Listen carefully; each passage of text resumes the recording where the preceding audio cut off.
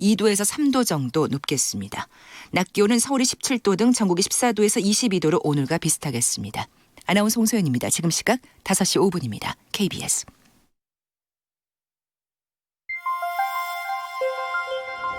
대한민국 중심 채널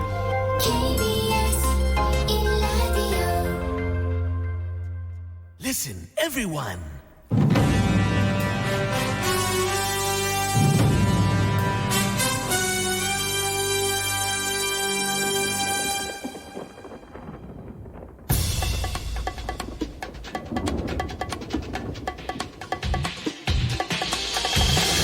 김용민 라이브.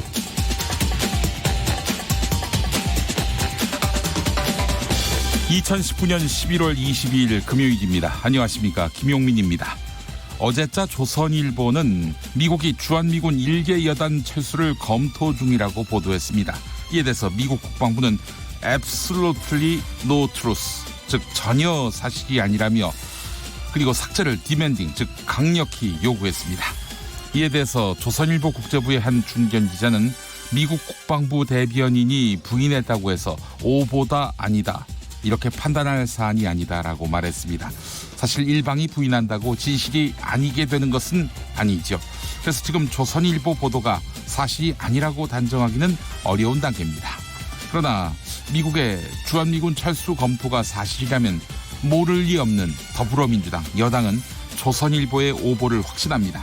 홍익표 대변인은 뉴욕타임스 2003년 5월 당시에 소속 기자의 기사 조작 사건이 발생했을 때 이 신문은 일면에 사과문을 게재하고 해당 기자는 물론이고 편집인과 편집 부국장까지 해임한 바 있다며 조선일보도 그에 상응하는 조치를 취해야 한다고 주장했습니다.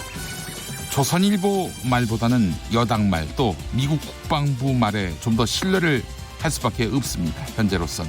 왜냐하면 자사 보도의 오보에 대한 조선일보의 그간의 태도 때문입니다. 법원의 판단이 나오지 않는 이상 묵살하거나 딴청 피우거나 그랬거든요. 오보를 낸 뒤. 특히 기사 성격상 소송으로 가기 힘든 북한 관계 기사, 외교 관계 기사는 더욱 그랬습니다. 현송월 삼지연 관현악단장이 총살됐다는 조선일보 보도, 여태 조선일보 사이트에 살아있습니다.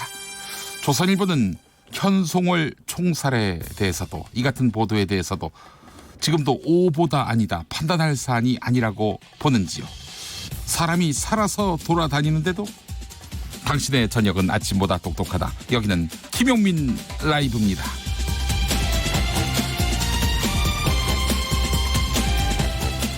대한민국에서 가장 겸손한 스피커가 되겠습니다. 다른 어떤 언론, 특히 조선일보보단 훨씬 겸손하다는 점은 제가 장담할 수 있습니다. 저희 김용민 라이브가. 네. 저희는 작은 실수도 잘못했을 경우 고개를 숙이고 또 애청자 여러분들께 양해를 구하는 그런 비교적 양심이 있는 그런 방송을 표방합니다. KBS 1라디오 듣고 계세요. 자, 청와대가 잠시 후 6시에 지소미아 관련 브리핑을 할 예정입니다. 이런 가운데 일본 NHK가 보도한 바에 따르면 한국 정부가 지소미아 협정 종료를 정지한다고 일본 정부에 전달했다고 보도하고 있습니다. 말이 어려운데요. 지소미아 연장한다, 이렇게 일본 정부에 전달했다고 일본 NHK가 보도하고 있습니다. 이런 가운데 연합뉴스 TV를 보니까 조건부 연기 가능성도 거론하고 있네요. 네, 계속해서 김용민 라이브 청취하시면요, 지소미아 관련한 속보 들으실 수 있겠습니다. 청와대가 잠시 후 6시에 지소미아 관련 브리핑을 할 예정입니다. 자, 김용민 라이브 영상으로도 함께 하실 수 있습니다. 유튜브에서 KBS 1라디오 검색하시면 생방송 현장 보실 수 있는데요. 5시부터 7시까지 네, 김용민 라이브 하실 수 있습니다. 보실 수 있습니다. 자, 용수처입니다. 여기는 5시부터 7시까지 용수처. 용수처장 김용민과 함께 해주시기 바랍니다. 보이시죠? 예, 용수처. 명패도 준비를 해놨습니다. 네. 미모지존 읍수님이 이렇게 보내주셨어요. 용수처장 김용민. 뭔가 좀 있어 보입니다. 감사합니다. 자, 한 주 동안 참 열심히 달려왔습니다. 오늘 참 뉴스가 많이 나왔는데요. 오늘도 뉴스를 차곡차곡, 그리고 아주 정돈 되게 여러분들께 소상히 브리핑하도록 하겠습니다. KBS 1라디오 김용민 라이브 지금부터 7시까지 힘차게 달려보겠습니다.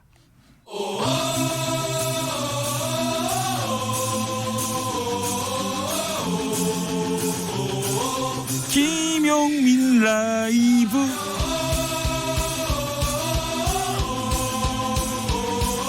매일 오후 5시 5분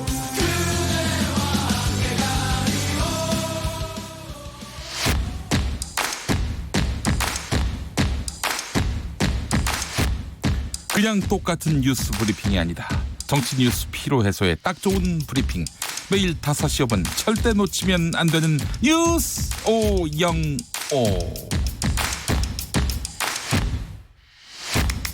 네, 뉴스 505 함께할 정상근 기자 나오셨습니다. 어서 오십시오. 네, 안녕하십니까? 네, 일주일 동안 정말 이 투병을 하시느라고 고생 많으셨습니다. 네. 다음 주에는 좀 끝나야 될 텐데 네. 걱정입니다. 빨리 감기가 종료되시길. 네. 오늘 밤 12시로 종료되시길 빌겠습니다. 네, 이것도 조건부 연장되면 어떡하나라는 생각이 들기도 하고요. 조건부 연장되면은 네, 감기가요, 감기가. 예, 네. 감기가. 예. 알겠습니다. 자, 첫 번째 뉴스부터 살펴보죠. 네, 오늘 밤 12시에 지소미아가 종료될 예정인데요. 이 청와대가 관련해서 NSC 회의를 열었습니다. 이 문재인 대통령이 주재를 했다고 하고요. 네네. 그리고 현재 언론에 보도되는 바로는 이 조건부 유지 쪽으로 결론이 났다라는 얘기가 지금 기자들 사이에서 돌고 있습니다. 네. 일단 정확한 소식은 오늘 오후 6시 이 청와대가 공식 발표하기로 했습니다. 계속해서 정부가 일본과 물밑 접촉이 있었다고 하고요. 또 네. 오늘 저녁에 또 강경화 장관이 일본으로 갑니다. 오늘 G20 외교장관 회의가 일본 나고야에서 열리는데 이에 참석하기 위해 가는데요. 가서 구체적인 내용을 또 조율할 가능성도 제기가 되고 있습니다. 그래요. 그 지소미아 종료를 유예하거나 조건부 연장하는 방안이 거론되고 있는데 일본의 태도 변화가 있어서 이러는 걸까요? 아니면은 미국의 압박 때문일까요? 공식적인 발표는 일본의 태도 변화는 아직 없는 상황입니다. 네. 관방장관도 기존의 입장과 동일하다라고 얘기를 했고 네. 오히려 어제 같은 경우에는 지소미아는 미국과의 정보 교류에 있어서 좀 하위 개념이다라는 식으로 얘기까지 했었거든요. 근데 이 우리나라에서 이 조건부 종료를 한다면 이게 뭔가 일본과도 좀 얘기가 됐던 거 아닌가 좀 이런 추정이 지금 나오고 있습니다. 근데 이 문제는 매우 심각한 문제이기 때문에 네네. 일본 쪽에서 거기서 먼저 좀 그 종료를 유예해 주시지. 그럼 우리가 또 나름대로 그 성의 있게 또 뭔가를 액션을 취하지 않겠어? 이렇게 물밑에서 얘기를 나눴다면은 네네. 그건 안 된다고 봅니다. 일본이 명시적으로 뭔가 입장을 내놔야 돼요. 그렇죠. 이 조건부로 나온다면 이 조건이 어떤 조건인지 그게 좀 관건이 될 것 같습니다. 가시적으로 우리가 경제 보복 잘못했다. 철회하겠다. 백색 국가 명단에서 한국을 빼지 않겠다. 네. 이런 약속을 하지 않더라도 우리에게 조금만 더 시간을 달라. 언제까지 시간을 달라. 그럼 우리가 한번 전향적으로 한번 입장 변화를 모색해 보겠다. 이렇게 명시적으로 이렇게 우리 쪽에다가 제한 요청을 해야 된다고 저는 보는데 네네. 그거 없이 그냥 우리가 유예해 준다. 그랬을 것 같진 않지만은 이 상태에서 6시에 그렇게 발표를 하는 것은 얼마나 많은 국민들이 동의할지는 의문이네요. 예. 네, 그렇습니다.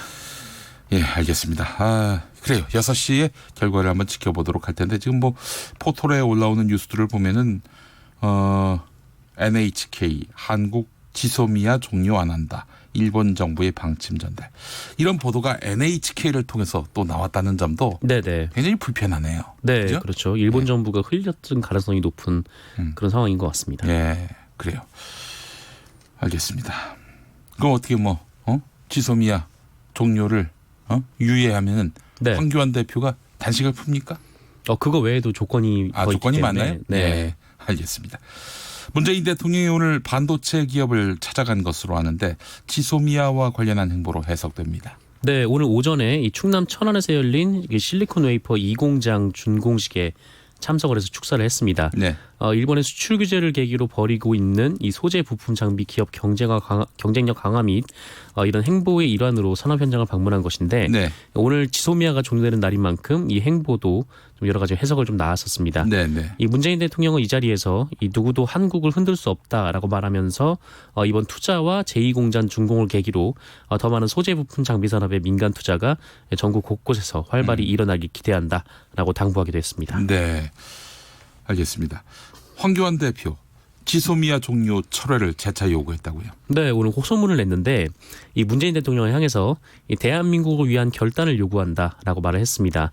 이 황교안 대표는 대한민국의 헌법에서 이 대통령의 최우선적인 책무는 국가의 안보 그리고 국민의 생명을 지키는 것이라면서 이 한일 군사정보보호협정은 단순히 한국과 일본의 문제가 아니라 한국과 미국의 문제이기도 하다. 이 한미 동맹을 위기로 몰아넣어서는 안 된다라고 주장을 했습니다.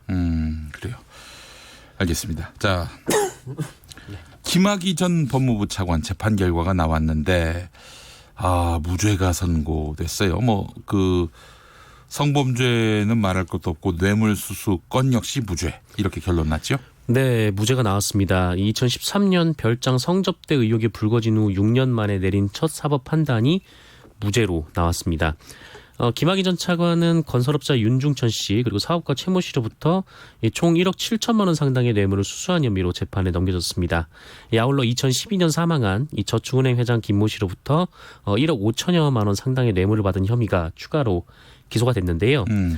그리고 이 가장 좀 핵심적인 부분, 2006년부터 2007년에 이 건설업자 윤중천으로부터 13차례에 걸쳐서 이 성접대를 받은 것으로도 조사가 됐습니다. 네. 이 대목은 영상으로 증거가 남아 있는데 김학의 전 차관은 누가 봐도 자신의 모습이었는데 이에 대해서 가르마가 다르다라면서 본인이 아니라고 주장을 한 바가 있습니다. 예. 이에 검찰은 김학의 전 차관에게 징역 12년, 이 벌금 7억 원을 구형을 했고요. 또 3억 3천여만 원을 추징해달라라고 요청을 했습니다. 네. 하지만 재판부는 이 두 가지 측면에서 판결을 내렸는데 일단 첫 번째는 이 공소시효가 지났다라는 부분이고 이 두 번째는 증거가 부족하다라는 부분이었습니다. 네. 일단 윤중천으로부터 그 1억 원의 이 제3자 뇌물 혐의, 그러니까 김학의 전 차관이 이 성접대 사실이 드러날까봐 이 관련 여성이 윤중천에게 요구해왔던 그 1억 원을 포기시켰다. 이런 혐의가 있었는데 이에 대해서는 증거 부족으로 판단을 내렸고요. 네. 이 1억이 무죄가 되면서 이 나머지가 1억 미만의 뇌물이어서 이에 대해서는 공소시효가 지난 것으로 판단했습니다. 네.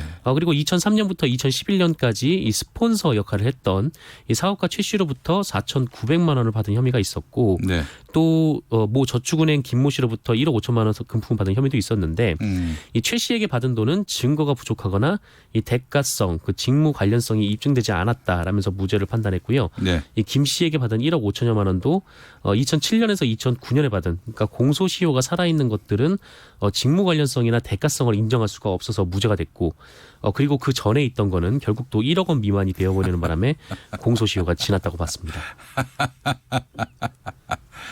이건 법원을 비판하기에 앞서서 네. 검찰부터 비판해야 되겠네요. 그냥 말도 안 되는 건으로 해가지고 네. 어차피 법원 가서 무죄 받을 것이 확실한 건으로 이렇게 기소를 하셨네. 이 기소를 할 때부터 이 공소시효가 괜찮겠느냐라는 얘기가 계속해서 있었거든요. 네. 근데 결국 우려했던 대로 공소시효가 지났다는 판단이 나왔습니다. 기소 이전 단계 2019년 3월 30일에 나온 연합뉴스 기사를 제가 읽어보겠습니다. 네네.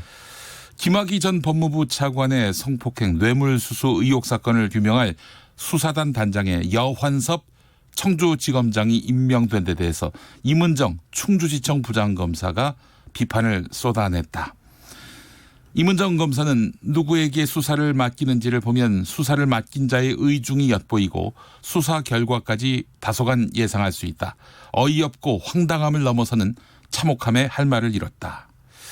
강원랜드 채용 비리 수사와 관련해서 몸통인 청탁자들을 빼고 최응집 사장만 불구속 기소했을 당시 여환섭 지검장이 대검찰청 반부패부 선임연구관으로 지휘 라인에 있었다라고 말을 했어요. 네. 네, 이건 임은정 검사는 이미 올 3월에 이거는 면죄부 수사가 너무나 확실해 보인다라고 예측을 했습니다.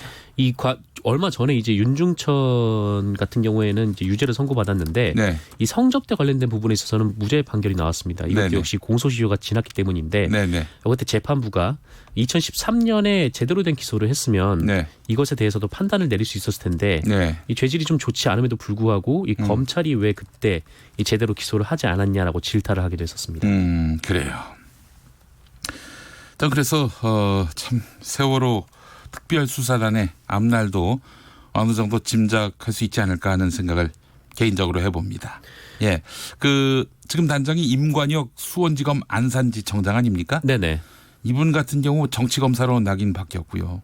아시다시피 정윤회 문건 박근혜 가이드라인에 맞춰서 수사했던 분으로 정평이 나 있습니다. 정윤회 문건을 덮었던 거죠. 네. 이런 분이 지금 세월호 특별수사단을 맡고 있어요. 그 결과 예측이 어렵지 않습니다만 세월호 특별수사단이 오늘 해양경찰청을 압수수색했다는 그런 소식이 있네요. 네, 일단 해양경찰청을 압수수색을 했습니다. 오늘 오전 10시부터 인천에 있는 해양경찰청 본청 그리고 서해지방경찰청 그리고 목포, 완도, 여수의 해양경찰서 등의 이 검사와 수사관을 보내서 압수수색을 했는데요. 이 고 임경빈 군 구조 관련 문제에 대해서 압수수색을 한 것으로 보이는데 네. 이날 압수수색 대상에는 당시 구조 현장 지휘선이었던 이 목포해경의 소속의 삼천 구함도 포함된 것으로 알려졌습니다. 또한 참사 당시 해군과 해경이 그 세월호의 CCTV의 DVR, 그러니까 영상이 저장된 녹화 장치를 조작한 혐의에 대해서도 이 수사에 나선 것으로 보이는데요. 이 완도 여수 해경을 압수수색한 것이 이런 관측을 좀 뒷받침하고 있습니다. 네. 특수단은 이날 확보한 자료를 분석을 해서 임군을 제때 헬기로 구조하지 못했다는 의혹의 실체적 사실관계 등을 살필 방침인데 이 조만간 해경 관계자들을 불러서 구체적인 사실관계도 확인할 계획이라고 합니다. 네. 임관혁 지청장, 지금 세월호 특별수사단장, 성완종 씨의 죽음을 부른 자원외교 수사, 부산시장 무죄를 부른 LCT 수사. 네.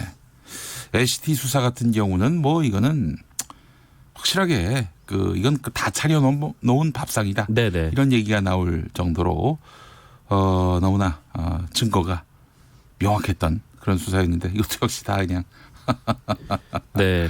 면죄부를 줘버린 수사가 돼버렸다는 그런 평가를 받고 있습니다. 그런데 참 이 검찰 내부에서는 수사를 잘하는 검사라고 소문이 아니 나요. 언론들도 거기에 동조한다니까요. 네. 베테랑 검사라느니 특수통 검사라느니 이렇게 띄워줘요. 네, 그렇게 지금 얘기가 하고 있습니다. 참 이거 저 세월호 특별수사도 그런 식으로 결론이 난다면은 김학의 수사처럼 그렇게 수사가 하나만한 그런 수사가 된다면은 정말 국민들이 용서하지 않을 겁니다. 네, 뒷감당을 할 수 있을지도 좀 생각이 좀 듭니다. 알겠습니다. 그래요. 정치자금법 위반 혐의로 기소된 송인배 전 정무비서관 2심에서도 유죄를 선고받았다고 하죠. 네, 이 서울고등법원은 오늘 이 정치자금법 위반 등 혐의로 기소된 이 송인배 전 비서관에게 이 원심과 같은 징역 1년 집행유예 2년을 선고했습니다. 이 송인배 전 비서관은 2010년 8월부터 2017년 5월까지 이 충북 충주시의 한 골프장에서 고문 역할을 맡고요. 이 급여 등의 명목으로 2억 9,200만 원의 정치자금을 받은 혐의로 기소가 됐습니다. 네. 그런데 이 송인배 전 비서관 측은 이 고문료를 정치 활동에 쓰지 않았다 이렇게 주장을 했습니다. 1심 재판부는 2011년 11월 이후부터 받은 급여가 이 정치자금법 위반에 해당한다라고 판단하고 이 징역 1년의 집행유예 2년, 이 추징금 2억 4,519만 원을 선고를 했는데 2심 재판부 역시 같은 판단을 내렸는데요. 피고인은 이 피고인과 같은 이 전업 정치인 그리고 그에 준하는 지위에 있는 사람이 제3자로부터 돈을 받을 때 이 돈은 특별한 사정이 없는 한 정치자금으로 봐야 한다라면서 이 송인배 전 비서관의 혐의를 유죄로 인정을 했습니다. 재판부는 1심에서는 일부 금액에 대해 공소시효가 만료됐다며 면소를 했는데 이 재반 금원의 지급 과정이나 경위, 이 당사자 간의 의사 등을 종합적으로 고려하면 이를 유죄로 인정해야 한다라면서 또 이같이 판단했습니다. 네, 알겠습니다. 미국 국방부가 조선일보에게 기사를 취소하라, 기사를 삭제하라 이렇게 요구했어요. 네, 참 이례적인 일인데 네. 이 미국 국방부가 취소하라고 한 조선일보의 기사는 어제 보도된 이 단독 보도 미 주한미군 한계 여단 철수 검토 기사입니다. 네네. 마크 에스퍼 미국 국방장관이 이 주한미군에 대한 묘한 발언을 한 뒤에 뭐 우리는 물론 이 미국도 좀 이에 대해서 굉장히 민감한 그런 상황인데 네네. 이 와중에 한계 여단이 철수한다라는 기사가 나왔으니 뭐 이제 발칵 뒤집힐 일이죠. 네네. 하지만 미국 국방부는 공식적으로 이것이 오보라고 밝혔습니다. 그냥 오보가 아니라 그냥 아예 기사를 취소하라 이런 얘기까지 했는데 네네. 이 조너선 호프만 미 국방부 대변인은 조선일보 보도는 전혀 사실이 아니다라면서 이와 같은 기사들을 익명의 한 소식통을 인용한 보도로 위험하고 무책임한 결점을 드러낸다. 즉각 기사를 취소할 것을 조선일보에 요구한다라고 밝혔습니다. 뭐 실제 해당 기사를 보면 이 협상 과정을 잘 아는 이 워싱턴의 한 외교 소식통이라는 사람이 등장을 하는데 이런 식의 기사는 잘못됐어요. 이거 그러면 뭐 협상 과정을 잘 아는 워싱턴의 한 외교 소식통이 정통한지 네. 아니면 그냥 뭐 자기하고 친한 이렇게 주한미군을 정말 철군할지 말지를 알 수 있는 그런 위치에 있는 네네. 권위 있는 그런 소식통인지 우린 모르잖아요. 그렇죠. 뭐 이런 보도 같은 경우는 좀 취재원의 실명을 밝혀야 되는데 네. 근데 어쨌든 이 사람 외에는 이런 기사가 조선일보에 너무 많아요. 그렇죠. 네. 근데 문제는 또 이 사람 외에 좀 이런 엄청난 일을 다룰 다른 이제 근거가 없는 상황이었던 그런 이제 기사였습니다. 네. 근데 이와 관련해서 조선일보는 오늘 사면에 미 국방 주한미군 한계 여단 철수 검토설 부인이라는 짧은 기사만 맨 내보낼게요. 밑바닥에. 네네. 맨 밑바닥에. 그 외에 별도 입장이나 사과, 정정도 없는 상황입니다. 네, 그래요. 참나. 조선일보가 오보를 냈을까 안 냈을까 곰곰이 따져 보면은 사실 네. 뭐 한 당사자가 부인하면은 그게 진실이 되는 건 아니잖아요. 그래서 네, 그렇죠. 미국 국방부가 그렇게 부인하고 있는 것이 꼭 진실이다라고 말할 수는 그렇게 없겠지만은 판단할 수 없습니다. 네. 근데 조선일보의 이런 보도가 반드시 진실이냐라고 했을 때는 조선일보 보도를 열심히 본 제 입장에서는 회의적입니다. 그런데 만약에 이렇게 부인을 했으면 네. 보통 그러니까 실제로 그런 이야기를 들었고 또 준비가 돼 있다고 하면은 네. 후속 보도가 나와야 글쎄 말입니다. 정상적인 과정인데 후속 보도 없어요. 네, 그냥 미국 국방부가 이렇게 말했다라는 보도로 지금 끝난 상황이거든요. 예, 이 익명 취재원의 문제점은 또 뭐가 있냐면은 익명 취재원의 문제점은 뭐냐면은 전에 그 조국 전 법무부 장관 수사 같은 경우 법조계 등에 따르면 네. 법조계 등에 따르면 이 법조계 등에 따르면이 법조계가 얼마나 넓은데 게다가 등입니다. 네. 등이에요. 그러면 법조계하고 아무 상관이 없는 정상근 기자한테 물어봤어도 그게 다 포괄이 됩니다. 네, 그렇죠. 법조계 등에 따르면 이렇게 돼 보이면. 네. 네. 이건 무책임한 기사죠. 네. 언론이 좀 익명 보도를 쓸 때는 좀 신중하게 네. 그 익명으로 하는 이 취재원이 이 피해를 입을 가능성이 농후할 때나 쓰는 네. 일이지. 그렇지. 네, 그 법조계 등이면 아마도 검찰 관계자일 것 같은데 그렇죠. 검찰의 피의 사실 공표일 가능성이 높은데 또 피의 사실 공표로 해서 추궁당하면 안 되니까 네네. 법조계 등 이렇게 얘기하고 있는 것 같아요. 그런 것 같습니다. 누구를 위한 익명 보도인지 되묻지 않을 수가 없는 것입니다. 네, 네. 정상근 기자 한 주 동안 수고하셨습니다. 고맙습니다. 네, 교통정보센터 다녀오겠습니다. 김은아 씨. 네, 이 시각 교통정보입니다. 금요일이라 그런지 교통량이 평소 오후 시간대보다 많은데요. 사고 영향 받는 것도 있어 주의를 하셔야겠습니다. 영동고속도로 인천 쪽 신갈분기점 부근 1, 2차로에서는 승용차 관련 사고 처리하면서 신갈분기점 부근에서 광교터널 부근까지 5km 구간에서 정체가 더 심해졌습니다. 또 다시 월곡분기점 부근에서 서창분기점까지도 속도를 못 내고요. 강릉 쪽은 군포에서 부곡까지 막히고 있습니다.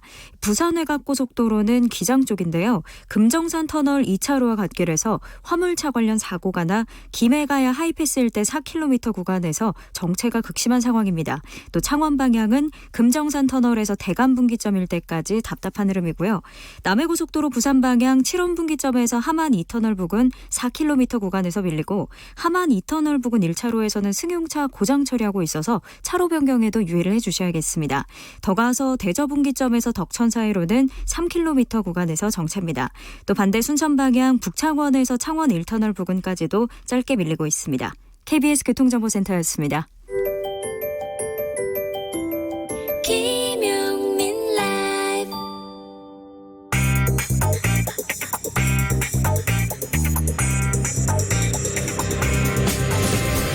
오늘 타임라인을 수놓은 말말말 김용민 라이브가 수집해서 들려드립니다. 소리로 듣는 그리고 세상을 읽는 뉴스. 세상의 모든 핫뜨거운 목소리 그 말말말을 전해드리겠습니다. 지금부터 볼륨 업 귀 쫑긋 핫 소리.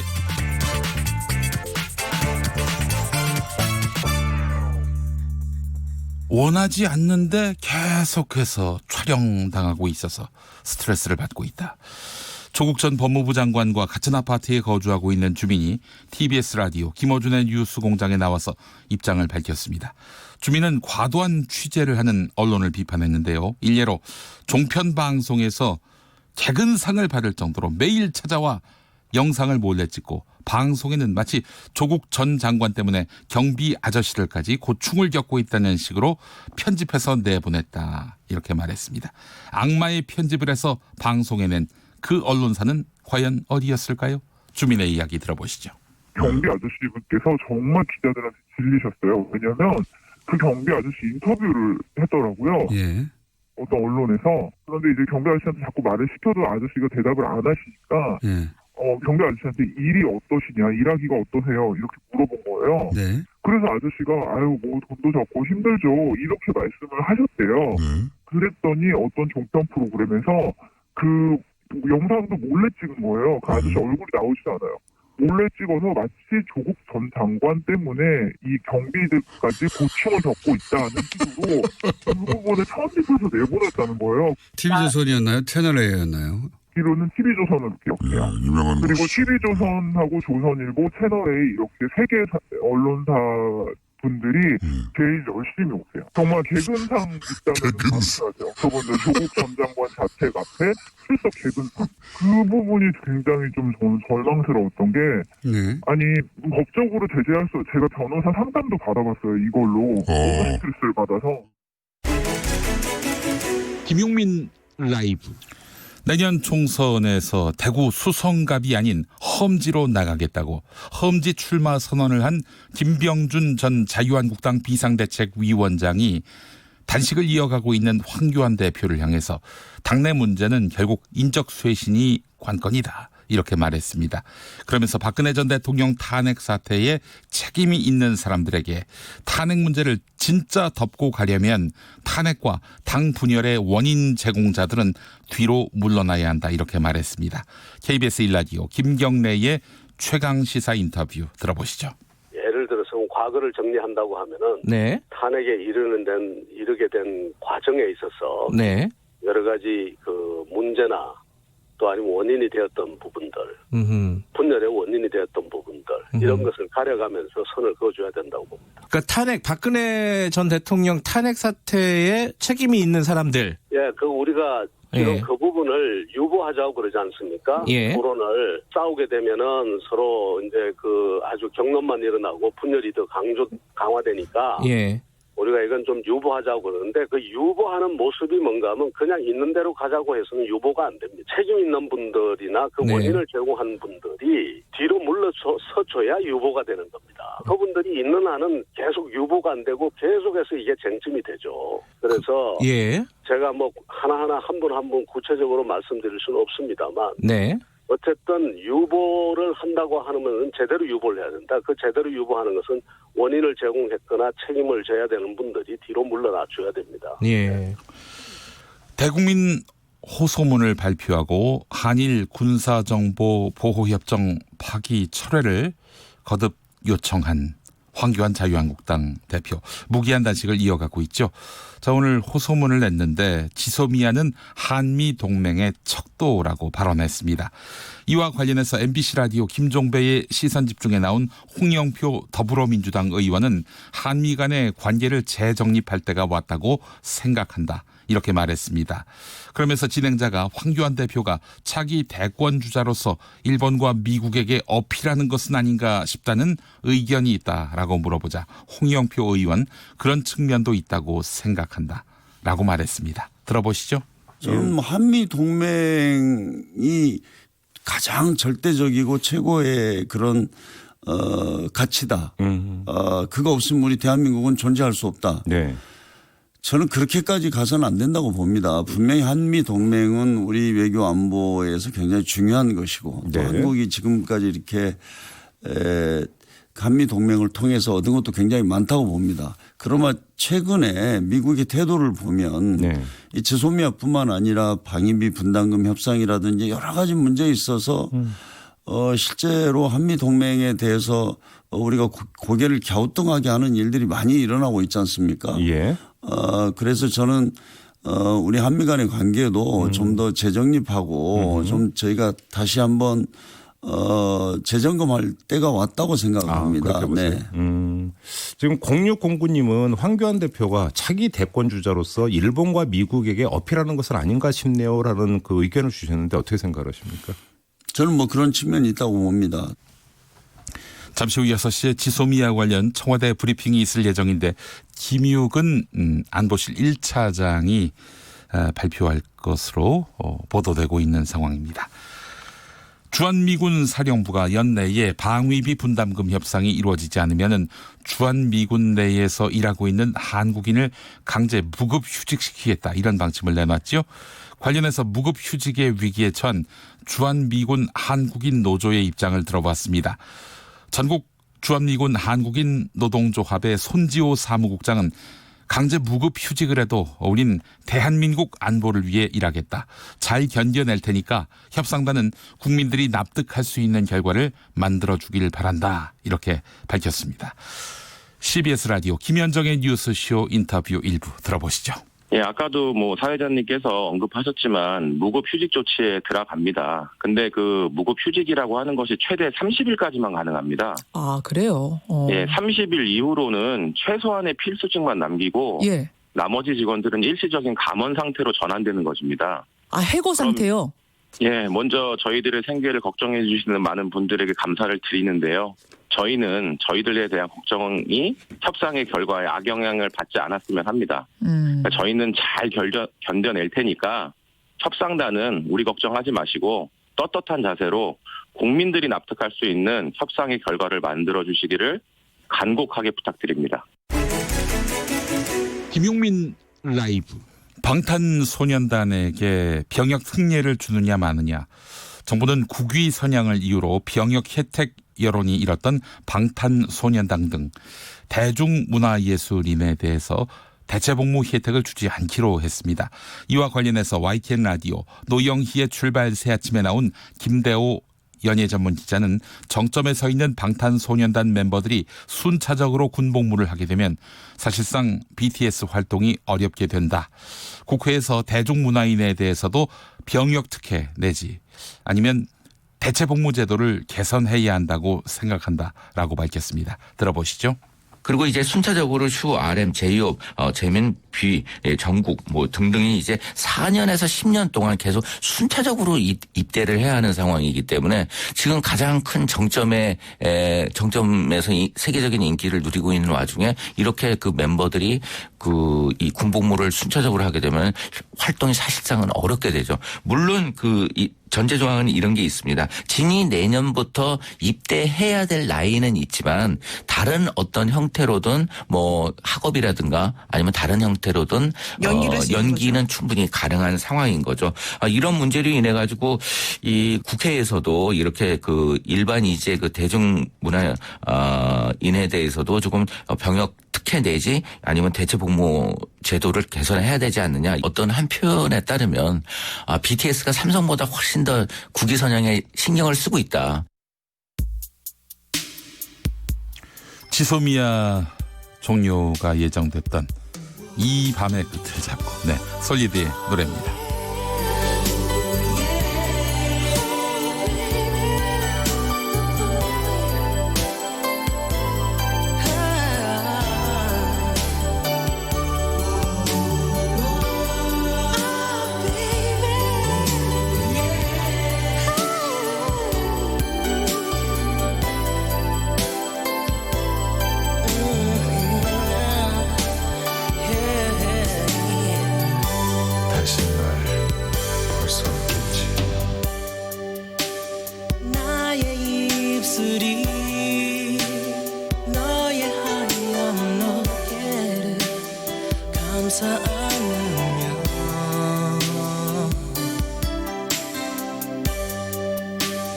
그렇게 우리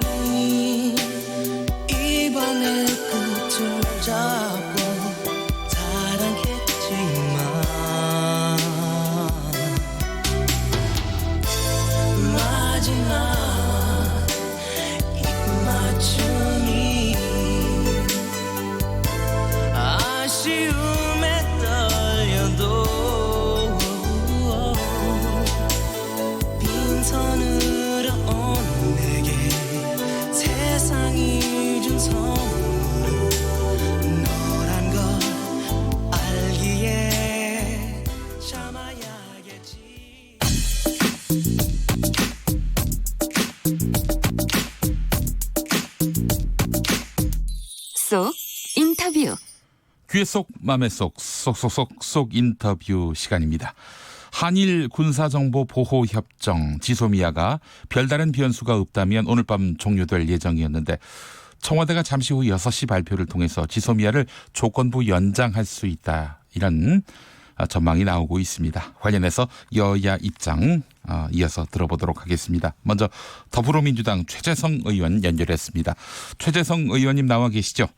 예, 안녕하세요. 네, 강경화 외교부 장관이 일본의 태도 변화가 없는 한 지소미아 결정 번복은 없다고 말했었는데 잠시 후 6시 지소미아 종료 여부를 청와대가 공식 발표하겠다고 했습니다.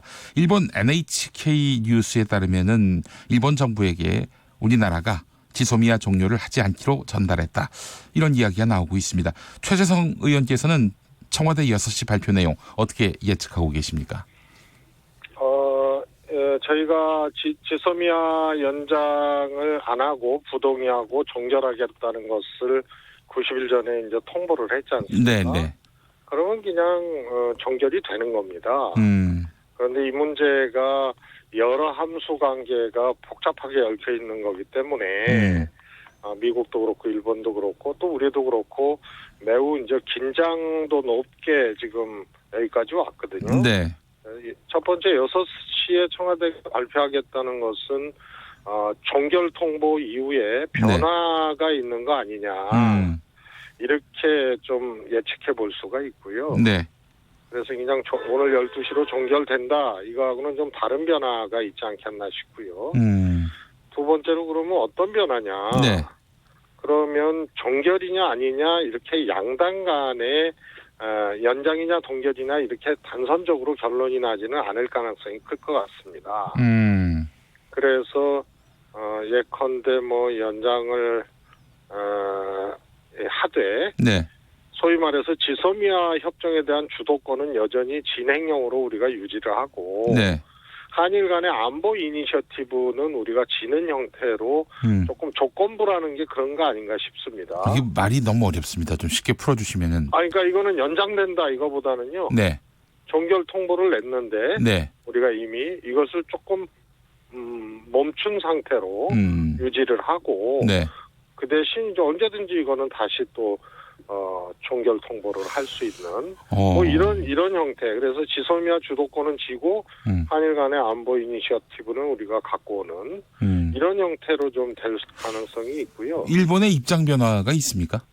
저는 이제 그 강경화 장관이나 또 우리 정부가 얘기했던 태도 변화라는 게 전제돼야 이게 종결과 연장이 아닌 제3의 이제 타결을 할 수 있고요. 그 네네. 전제가 일본의 태도 변화죠. 네. 그게 없으면은 지금 예측할 수 있는 변화도 저는 올 수 없다고 보기 때문에요. 네네. 태도 변화가 있었다. 그래서 이거는 아마 이런 이제 예측이 맞다면 네. 그건 엄청난 저는 외교적 성과다. 그렇지 않아도 지금 한 방송 보도에 따르면은 여권 관계자가 12월 31일까지 일본이 수출 규제 조치를 푸는 조건으로 종료를 연기한다. 이런 발언을 한 내용을 전하고 있어요. 이게 최재성 의원께서도 알고 계신 이야기인지요? 저는 뭐 충분히 그럴 가능성이 확실히 있다고 보고요. 네. 그러면 또 우리도 그에 상응하는 무언가를 해야죠. 네? 그래서 일본의 태도 변화, 그에 따른 또 우리의 태도 변화, 네. 그에 따른 지소미아 종결의 보류 이런 것들이 이제 큰 로직이 되지 않겠나 싶습니다. 네, 알겠습니다. 일단 야당 쪽에서는 무조건 반일 감정에 의해서 지소미아를 파기시키는 것은 대통령이 국익을 무시하는 처사다 이렇게 주장을 하고 있는데 이런 야당 쪽 입장에 대해서는 정부 여당은 어떤 그 생각을 갖고 있는지요?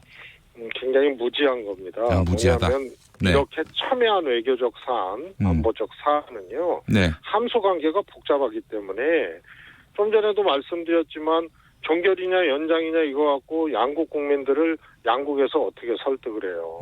그래서 이 엄청난 사안들은 제3지대나 하여튼 타결점들을 찾아야 되는데 네. 그런 노력을 하지 아니하고 무조건 이건 연장해줘라 하는 것은 네. 그거는 완전히 국익에 반하는 거예요. 근데 지금까지 야당 자유한국당은 무조건 반문재인 반정부 하다 보니까 자기 내용이 없어요. 네. 자기들이 만약에 집권했고 이런 상황이 오고 일본이 경제 침략하고 우리가 지소미아 연장 불가하다고 종료 통보를 하고 이래서 한미일이 지금 가파르게 몇 달을 오는 이 상황에서 그러면 그냥 박근혜 정부처럼 지소미아 허무하게 내주고 네. 이게 맞습니까? 그래서 우리 정부가 일본에도 강력하게 또 미국에도 할 말하면서 지금까지 이렇게 세게 온 것은 네. 우리가 협상에 유리한 고지들을 상당 정도 확보하고 온 거다. 네. 그래서 일본의 태도 변화를 전제로 새로운 출구들을 만들 수 있을 가능성이 큰 거 아닌가 네. 이렇게 보고 있습니다. 이거 아주 단선적인 거예요. 네. 분명 그 한일 군사정보보호협정인데 지금 미국 정부 반응이 더 격렬합니다. 미국 상원, 공화당이 다수인 미국 상원이 한국 정부에다가 지소미아 연장을 촉구하는 결의안을 만장일치로 채택하기도 했고 또한 야당 같은 경우도 우리나라 야당 같은 경우에도 이 문제는 한일 간의 문제가 아니라 한미 동맹의 문제다 이렇게 또 규정을 했는데 성격 규정을 했는데 자 미국이 왜 여기 이렇게 민감하게 반응하는지 이 부분도 사실 국민들이 어리둥절합니다. 어떻게 보세요? 그건 당연한 거고요. 일본은 지소미아 문제에 가장 절실하고요. 네.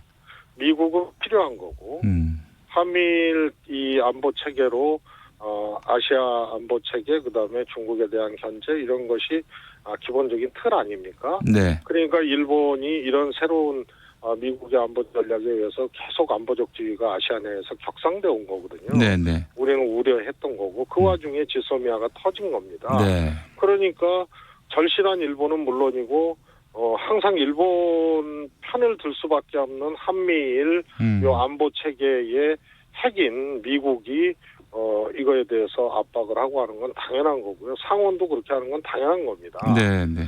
근데 오늘 이 시점으로 6시 이후로는 이미 이제 그런 것도 지나간 일이 돼버렸고요. 그만큼 이제 어려운 일이라는 반증이고요. 그런 과정에서 우리 정부가 정말로 강력하게 대응하면서 엄청난 실리를 취한 거다. 네. 그래서 아주 현명하고 강력하고 당당하게 잘했고 결국은 그런 것이 협상으로까지 이제 6시 발표를 봐야겠지만요. 네. 그런 것이 아닌가 싶습니다. 6시 발표 내용을 전혀 모르고 계십니까? 알고는 계신데 뭐 사실 드러내놓고 이야기하기 어려우신 상황이신지.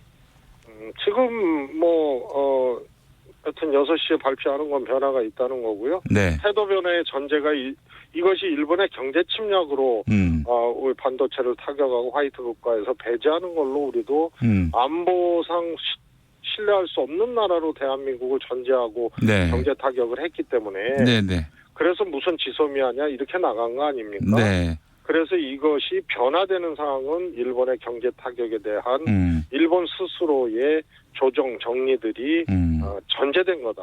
네. 그래서 매우 훌륭한 외교였다고 보는 거고. 그럼 우리 최재성 의원님 말씀은 일단 지소미아가 오늘 밤에 종료되는 것은 아니고 또한 일본의 태도 변화가 전제된 것이다. 이렇게 요약해도 되겠습니까? 저는 매우 높다고 봅니다. 네. 아니면 6시에 발표를 할 수가 없고요. 네. 지금까지 정부의 전략이라든가 이런 걸 봤을 때 뭔가 결과가 났고 변화가 우리가 많은 것을 이뤘기 때문에 6시에 하는 거고요. 12시에 자동 종료가 되면 굳이 6시에 발표할 필요가 있겠습니다. 네, 알겠습니다. 자, 더불어민주당 최재성 의원 오늘 말씀 잘 들었습니다. 예, 고맙습니다. 네, 민주당 내의 일본 경제 침략 대책 특별위원장이기도 하지요. 최재성 의원과 함께했습니다. 자, 이번에는 자유한국당 조경태 최고위원 연결하도록 하겠습니다. 오늘 이렇게 또 흔쾌히 인터뷰에 응해 주셨는데요. 조경태 최고위원님 나와 계십니까? 네, 안녕하세요. 네. 조경태 의원입니다. 예, 일단 최재성 의원 말을 종합해 보면은 일단 지소미아 종료 시한을 미루는 것이 확실해 보이고요. 또한 일본의 태도 변화가 전제된 것이다. 이런 말씀으로 요약할 수 있었습니다. 자, 그렇다면은 상황 변화도 있었고 지소미아 국면은 이제 말하자면은 갈등이 해소되는 국면으로 가고 있는 것이 아닌가 짐작해 볼 수 있을 것 같은데요. 현재 상황을 어떻게 보고 계십니까? 네, 아시다시피 애당초 청와대는 그 일본의 태도 변화가 없으면 정부가 불가피하다고 했습니다. 네네. 근데 오늘 또 정부에서는 조건부로 해서 연장하겠다 이런 표현을 쓰지 않았습니까? 네네네. 예, 그래서 그건 NHK 보도인데, 예예. 예, NHK 보도이기도 하고 또 애시당초 이 부분에 대해서 좀 더 정부가 그 국익적 차원에서 접근을 했었어야 옳았다 이렇게 보거든요. 근데 이걸 이제 반일 감정으로 해가지고 국민들께 그 호도한 측면도 없지 않아 있고요. 그 조금 전에 최재성 의원께서도 뭐 지소미아 이야기하는데 지소미아가 원래 이 뜻이 뭐지요? 이게 지소미아가 한글로 풀이하면은 한일 군사정보보호협정으로 알고 있습니다. 네, 그 군사정보보호협정이지 않습니까? 네. 왜 이렇게 표현하면 될 건데 이걸 굳이 영어로 쓰는 분들 보면 저는 이해가 잘 안 됩니다. 예.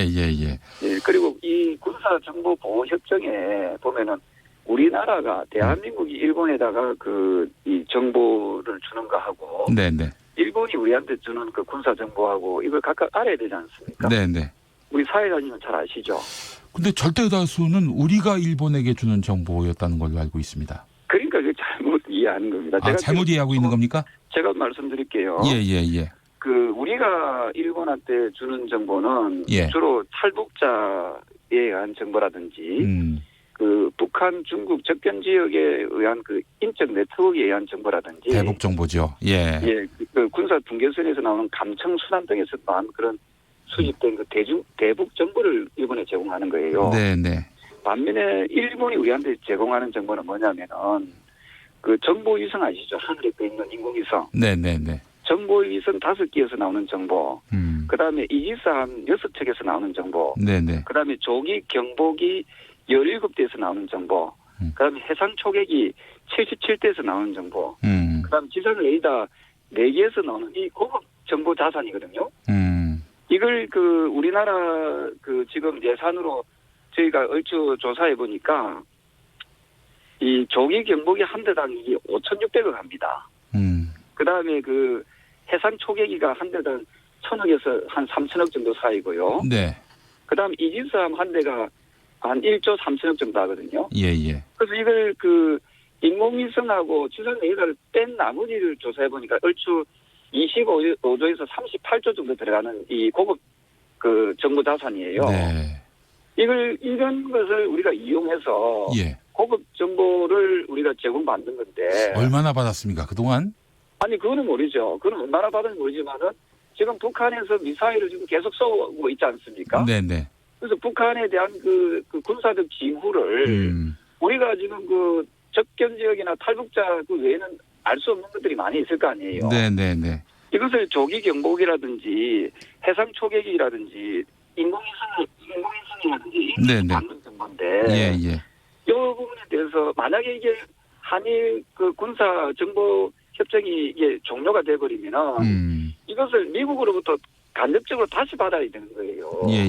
그래서 이런 부분에 대해서 과연 국익에 도움되는지 안 되는지를 네네. 대통령이 국민들께 소상히 알려야 되는데 우리가 일반적으로 그냥 일본에다가 정보를 제공한다는 식으로 호도하고 있다 이 말입니다. 네. 이게 좀 매우 잘못되었다고 생각을 합니다. 일본으로부터도 받는 게 많다 이 말씀인 거죠? 아니 일본으로 받는 정보가 지금 제가 말씀드린 바이라면은 이게 한 20조에서 40조 사이 26조에서 38조 정도 예측하고 있는데요. 네네네. 방금 말씀드렸던 대로 이지스함 한 대가 갖추는 게 1조 3천억이지 않습니까? 네네. 조기 경보기 한 대가 한 5,600억 합니다. 네네. 그래서 제가 아까 대수는 제가 풀어드렸으니까요. 네네 맞습니다. 예. 국익에 도움이 될 수 있는 방향으로 가자. 예. 일본에 대해서 잘못된 일본의 과거사 뉘우치지 않은 거 이런 거는 우리 국민들이 다 규탄하고 있지 않습니까?